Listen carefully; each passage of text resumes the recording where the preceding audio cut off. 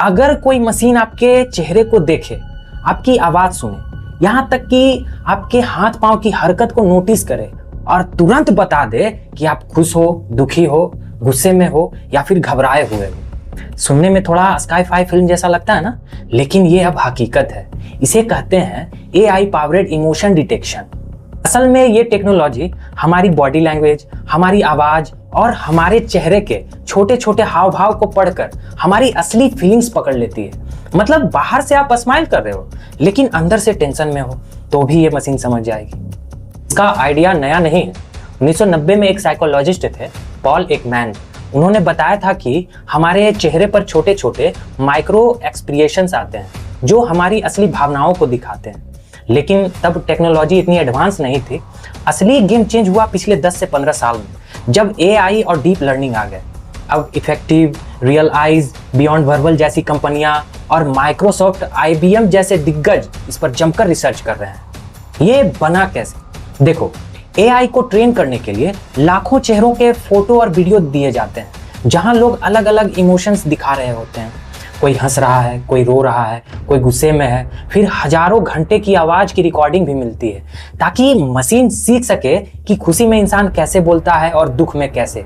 इतना ही नहीं, body language के पैटर्न भी डाले जाते हैं। इस सबको मिलाकर मशीन पैटर्न पहचानना सीखती है। फिर जब वो किसी नए इंसान को देखती या सुनती है तो तुरंत पहचान लेती है कि उसका मूड कैसा है। अब ये काम कैसे करती है? मान लो आप जूम पर मीटिंग कर रहे हो, कैमरा आपके चेहरे को स्कैन करेगा, माइक्रोफोन आपकी आवाज सुनेगा और बैकग्राउंड में AI सब कुछ एनालाइज करेगी और फिर कह देगी कि ये इंसान कॉन्फिडेंट है या ये इंसान नर्वस लग रहा है। मतलब बिना पूछे आपके दिमाग का हाल पढ़ लेगी। इसके फायदे भी बहुत हैं। हेल्थ केयर में डॉक्टर पेशेंट की आवाज और चेहरे से समझ सकते हैं कि वो डिप्रेशन या स्ट्रेस में है। कस्टमर सर्विस में कंपनियां चेक कर सकती हैं कि कस्टमर खुश है या गुस्से में। एजुकेशन में ऑनलाइन क्लास के दौरान ये पता चल सकता है कि बच्चा समझ रहा है या बोर हो रहा है। सिक्योरिटी में एयरपोर्ट पर कोई संदिग्ध इंसान पकड़ा जा सकता है। और इंटरटेनमेंट में तो सोचो, गेम आपके मूड के हिसाब से बदल जाए। अगर आप बोर हो रहे हो तो नया लेवल दिखा दे। लेकिन भाई, जहां फायदे हैं वहां नुकसान भी है। सबसे बड़ा खतरा प्राइवेसी का है। अगर हर वक्त कैमरा और माइक आपकी जासूसी करते रहें, ये डरावना हो सकता है। कभी कभी मशीन गलत भी पकड़ सकती है, जैसे आप जम्हाई ले रहे हो और AI समझ ले कि आप गुस्से में हो। और अगर AI का ट्रेनिंग डेटा ठीक नहीं है तो वो किसी खास कल्चर या स्किन टोन वाले इंसान पर गलत रिजल्ट दे सकती है।